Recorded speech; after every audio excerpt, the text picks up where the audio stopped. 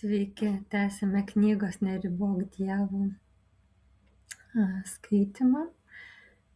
Ir šiandien aš skaitysiu skyrelį, kuris vadinasi Tu gali tai padaryti. Autorius rašo taip: kai Viešpats man pasakė, kad aš jį riboju, sukviečiau savo komandą ir pasakiau, kad nežinau, kiek laiko užtruks pakeisti man savo vidinį vaizdą, kurį turėjau, bet žinojau, kad ribojau Dievą. Taigi jau atėjo tas suvokimas, ar ne, Andrew Womackui, kad jis Dievą riboja. Jis viduje nematė savęs darant to, ką Dievas liepė jam daryti.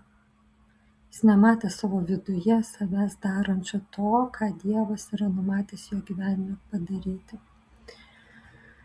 Aš buvau kai kuriems žmonėms pasakęs, kad Dievas man kalbėjo, bet pats to nemačiau.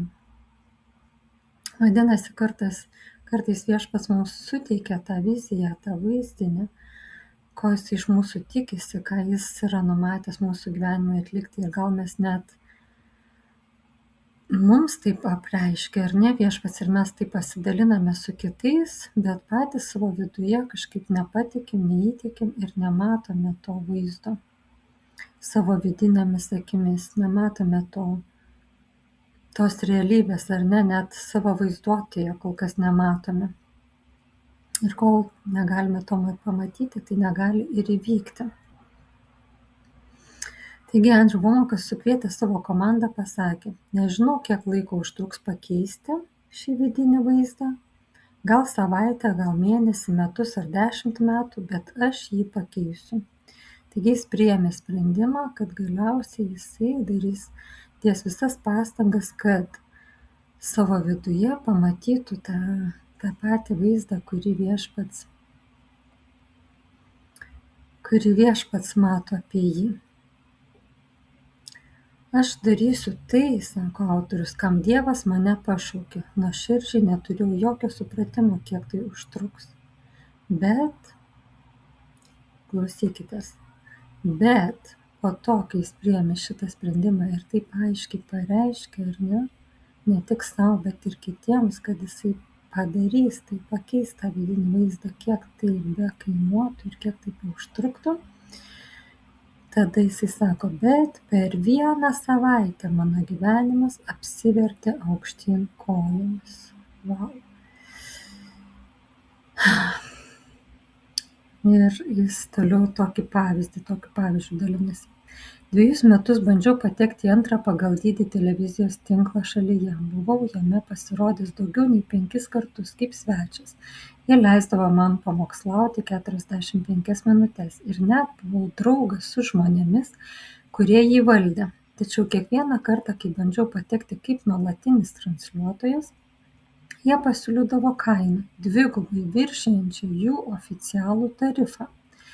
Mūsų medijos pirkėjas taip pat bandė, bet atrodė, kad jie tiesiog nenori mūsų įsileisti. Tai neturėjo jokios logikos. Gal ir mums yra tekę susidurti su situacijomis savo gyvenime, kada atrodo logiškai viskas yra tinkama, viskas atitinka visus kriterijus ir panašiai, bet kažkodėl durys yra uždarytos ir tiek. Man asmeniškai yra tekę būti tokioj situacijai. Tai labai nemaloni, sunki situacija, kai natūraliai negalime paaiškinti, kodėl tam tikros durys neatsidaro. Toliau autorius iš savo patirties sako taip: tačiau praėjus 2 dienoms po to, kai pasakiau komandai, kad priėmiau sprendimą pakeisti savo vidinį vaizdą, gavau laišką iš draugo, kuris klausė, kodėl mes nesame jo tinkle. Jis sakė, nežinantis, kas buvo negerai, bet galime pradėti transliacijas pirmadienį, o finansinius reikalus sutvarkysime vėliau. Per savaitę jau buvau tame tinkle ir mūsų televizijos tarnavimas smarkiai išsiplėtė. Kitoje situacijoje Jamie ir aš meldėmės, kad Dievas atsiųstų žmogų padėti tarnavimui. Jamie administravo tarnavimą ir darė tai gerai, bet tai nebuvo jos pašaukimas. Tarnavimas augo greičiau nei mes. Bet kaip rasti žmogų, kuris turėtų širdį kaip mūsų ir sutiktų dalinti produkciją nemokamai? Mes esame išdalinę 10 milijonų kasečių, knygų, CD, DVD ir kitų medžiagų visiškai nemokamai, sako Andrew Womackas. Visi, kurie bandė mums padėti, sakydavo, kad esu išprotėjęs, ypač matydami mūsų finansus. Jie sakydavo, parduok savo medžiagą, nustok viską dalinti. Todėl Jamie tiesiog perėmė administravimą, nes ji turėjo tokią pačią širdį kaip aš. Mes žinojome, kad tai Dievo valia. Jie abu norėjo dalinti savo mokymus, savo medžiagą nemokamai. Praėjus kelioms dienoms po mano sprendimo paskambinau vienam vadybos nariui atšaukti susitikimą. Jis pasakė, kad kaip tik norėjo man paskambinti. Jis ir jo žmona nusprendė išeiti į ankstyvą pensiją ir atvykti į Koloradą, padėti mums pakelti tarnavimą į kitą lygį.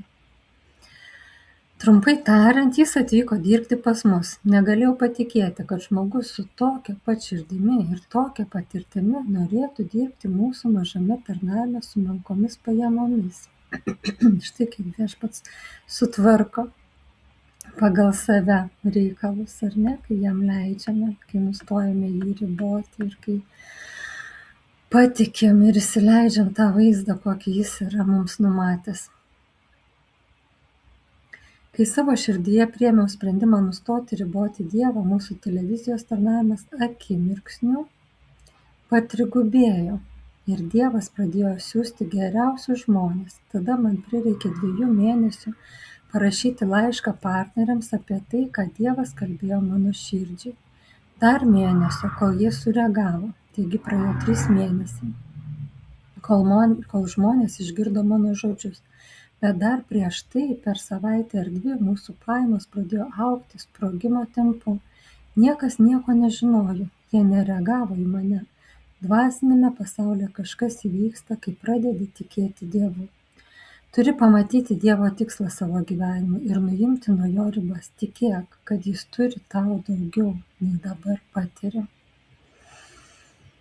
Tikėk, kad jis turi tau daugiau, nei dabar patiri. Manau, labai svarbu žodžiai, ar ne? Tikėk, kad jis turi tau daugiau, negu dabar patiri. Taigi, Andrew Womackas sako, kai nuėmiau ribas nuo Dievo ir pradėjau daryti tai, kam jis mane pašaukė, tarnavimas pakilo. Per 12 metų mūsų gaunami skambučiai išaugo apie 1500%. Šiuo metu turime daugiau nei 1,1 milijono apsilankymų svetainėje per mėnesį, apie 37 tūkstančius per dieną.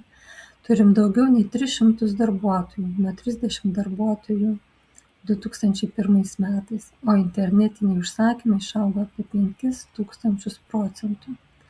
Tarnavimo pajamos, neskaičiuojant Biblijos koledžo ir užsienio padalinių, išaugo nuo $2,2 milijonų 2001 metais iki $38 milijonų 2013 metais.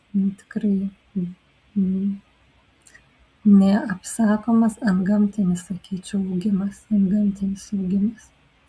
Tai milžiniškas augimas, sako autorius. Statome $65 milijonų vertės miestelį, kurio pirmasis 32 milijonų etapas 2014 metų sausį buvo baigtas be skolų. Viskas prasidėjo, taip, tarsi sako, tai fenomenalu, tai reta. Dievas augina mus, daugina mus visomis kryptimis ir geriausia dar tik priešakyje. Viskas prasidėjo tada, kai Dievas man pasakė, kad riboju jį savo mažu mąstymu. Kai pakeičiau savo mąstymą ir pradėjau tikėti kitaip, pamačiau antgamtinę Dievo jėgą.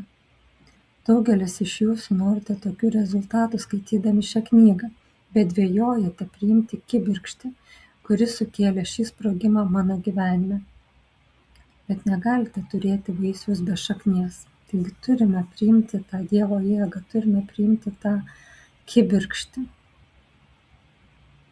kibirkštė, kurią Viešpats duoda, kibirkštė duoda Viešpats, kuris sukelia sprogimą, kuri gali sukelti sprogimą mūsų gyvenimuose, tą eksponentinį augimą, eksponentinį Viešpaties valios pasireiškimą per mus, mumise, mūsų gyvenimuose ir per mus, mūsų tarnystėje ir kitų žmonių gyvenimuose. Tu gali nuimti ribas nuo Dievo, sako Audrių Vomakas, gali pradėti matyti, kaip Dievas augina, didina tavo veiksmingumą ir keičia tavo gyvenimą. Ir tam nereikia 10 metų. Tai gali prasidėti per savaitę ar 2, jei sutvarkysi savo mąstymą. Gali užtrukti ilgiau, kol viskas pilnai pasireikš. Daug dalykų, kuriuos Dievas pradėjo daryti mano gyvenime, tęsiasi dar 5 ar 10 metų. Bet kai tik pakeiti savo širdį, tai tik laiko klausimas, kada pamatysi rezultatus. Aš dar nepasiekiau tikslo, sako Audrių Vomakas, bet jau išėjau į kelią. Esu pakeliui, kai kurie iš jūsų dar net neišėjote. Kai kurie esate įstrigę, kai kurie norite pokyčių, bet jei nepakeisite savo mąstymą, kitais metais būsite toje pačioje vietoje, melsdamiesi dėl tų pačių dalykų. Ne Dievas save riboja, tai tu. Tu riboji jį savo dvokiančių mąstymų. Aštriai sako, ar ne? Audrių Vomakas sako, dvokiančių mąstymų. Sako, tu riboji jį savo dvokiančių mąstymų ir turi jį pakeisti. Turi nustoti lyginti save su kitais.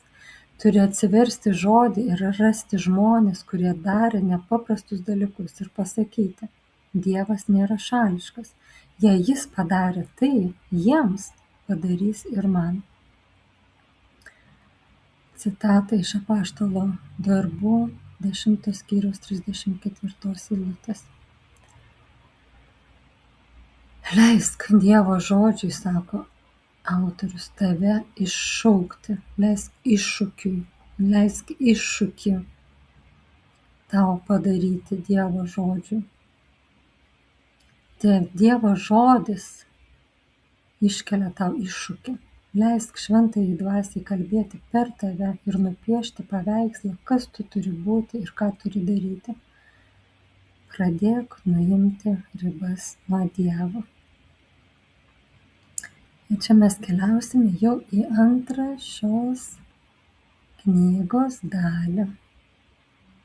Tikiuosi jums tai patinka ir jūsų malonumu klausotės ir tai atneš teigiamus pokyčius jūsų gyvenimą. Čia noriu tik trumpai įterpti tokią informaciją, kad jeigu jūs nesate atgimę iš dvasios arba nesate tikri, kad gavote šventąją dvasią, tai aš jums siūlau nueiti į šio kanalo video albumų seriją, kuri vadinasi Įžanga, užtarimo malda dangaus teismuose. Tam albume peržiūrėkite visus video nuo 01 iki 096 ir gausite tikrai daug naudingos informacijos ir taip pat tame tarpe būsite palydėti malda į atgimimą iš dvasios. Tai tokia mažytis intarpas reklaminis.